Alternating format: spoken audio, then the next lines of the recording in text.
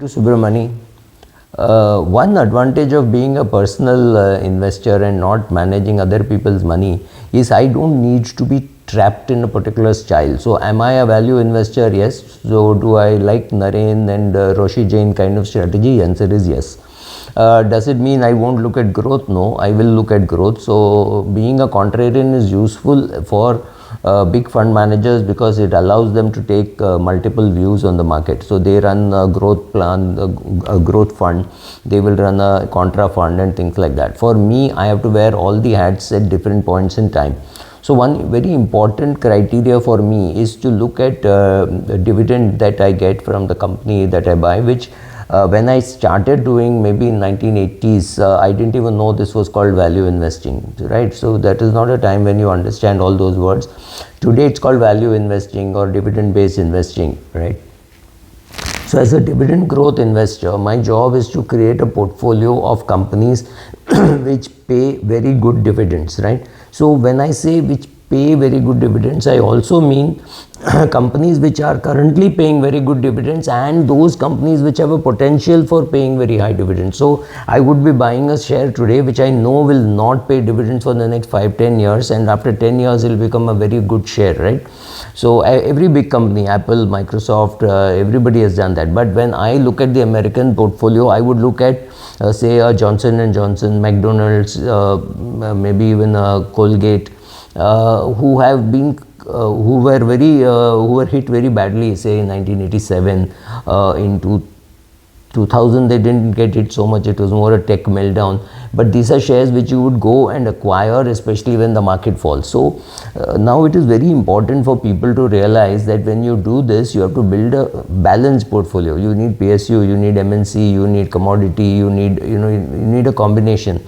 So if you build your portfolio saying, oh, I've got all my money in Vedanta, what happens when the metal cycle goes wrong? Or if you have all the money in Coal India, BPCL, HPCL, then you're only in energy or you're only in PSU. So I build a portfolio which has got all this, where I'm getting good dividend yield. There are some shares in which in 1 year, 1.5 years, I'm getting something like a 10% dividend yield. The advantage is when these share prices fall, there is a limit to how much it will fall because everybody else would also be chasing dividend, right? So I can't see a Coal India falling much below 220, right? Maybe 230 is the price. So 220 is a good price to target for you to buy more, simply because I don't think it will fall much below that given the dividend yield. So it becomes easier to build a dividend yield portfolio because you don't have to worry about fluctuation, but you have to keep your mind and brain alert saying, oh, when now let me go to American examples, when a J&J or a Philip Morris or a McDonald falls, this is a great time to be buying because the edge is still there, the same business will grow. However, when you are doing this, you have to be also careful to see that you don't excessively have concentration on one type like PSU or energy or metal or something like that, because when that tide turns, you could be in trouble. For example,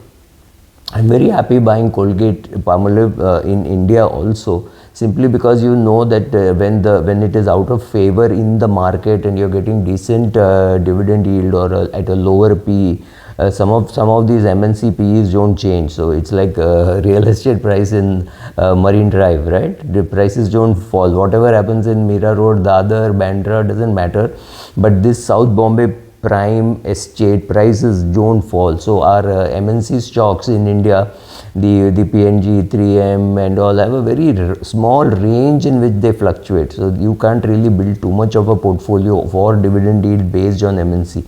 But if you have built it in the past, like in my case, built it in the 70s, 80s, 90s and bought more of it, then it is possible to have a dividend yield portfolio with MNC stocks also. So you could have MNC, you could have good Indian companies, you could have PSU, you could have a combination of portfolio, so that when one goes wrong, then you are not worried too much because you've got 4-5 streams of income.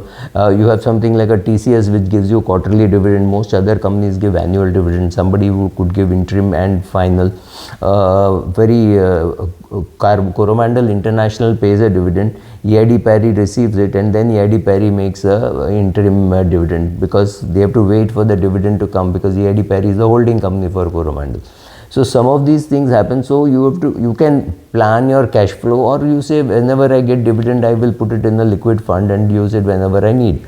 That's one way of looking at it. Or you let everything lie in the savings bank account. So these are various methods of accumulating stocks and creating your dividend portfolio, because I somehow find that a dividend portfolio is much better than a capital gain portfolio, because capital gain portfolio is subject to market timing, which I have never been proved to be good at. So I've been lucky that I bought during bad times, but it's not as though I use my brain a bit. I would rather put money in the balance advantage fund and get the fund manager to think whether he should be putting more in equity or more in debt, right?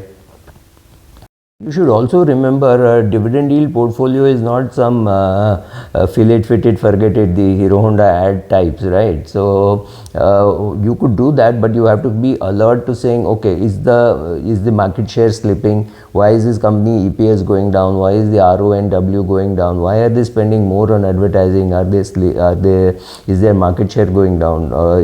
What is happening? You have to pay attention to that. You cannot just say, oh, I bought Kodak and Xerox and now I don't have to do anything. Maybe it was good buy long back, but today they may not be good ones. So you have to be attentive to what is happening in the market. You cannot just say, oh, I bought it and forgotten it. Yes, for 50 years Johnson & Johnson has paid dividends in the US. Similarly, your HDFC Limited would have paid dividends for very long periods of time. HDFC Bank was 1 year stopped from paying dividend by the great regulator. I have no clue why, but they did it. So you have to, if all your money was in HDFC Bank and 1 year you didn't get dividend, and that year the share was also doing badly, you would be really stuck, right? So creating a diversified portfolio is necessary, and being alert to changes which are happening in the business, right? So if there is a company which is coming and competing with HDFC Bank or Colgate or P&G or Pfizer or any of those companies or Nestle, then you have to be worried seeing what is happening. Normally when these share prices fall, it's a great opportunity to be buying. However, it may not be true, right? So if you see foreign banks like Citi and Stancy were beaten out of business by HDFC and ICICI. So if they were listed, maybe their PE should go down. If Visa were listed in India, its PE should go down and RuPay PE should go up, right? UPI has come, RuPay has come. They've really created a dent on Visa. So some of these changes will happen. Visa is a very good dividend yield stock if you bought it over long periods of time. So dividend investing is very simple, that you build your portfolio over long periods of time.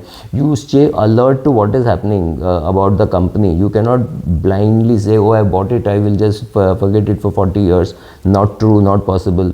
You may have to do a rupee cost averaging way to acquire. You may not go and buy, say, 1 crore worth of Bharti overnight. Of course, you can buy, market gives you, but you may not have the guts to do it.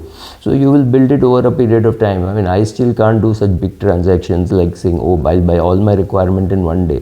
My requirements get built over, my portfolio gets built over a long period of time, where you, again, sometimes you water the weeds and plug the flowers. Sometimes you pluck the weeds and water the flowers. So you will do a combination of all this. That is the way to build the portfolio. Not just say, oh, I bought, Subra gave me this list of 12 shares, I bought them and now I can sleep for the next 30 years. No, you have to be attentive. Next 30 years means 30 into 420 decisions to stay on with an ONGC or a Procter & Gamble or a Colgate or a Cholamandalam, whatever it is, right? So whenever I mention these companies, please assume that I have it in my portfolio. So I'm long in that because I rarely go short. So this is how the portfolio gets built, and this is the dividend, of course, is a reward for sitting tight.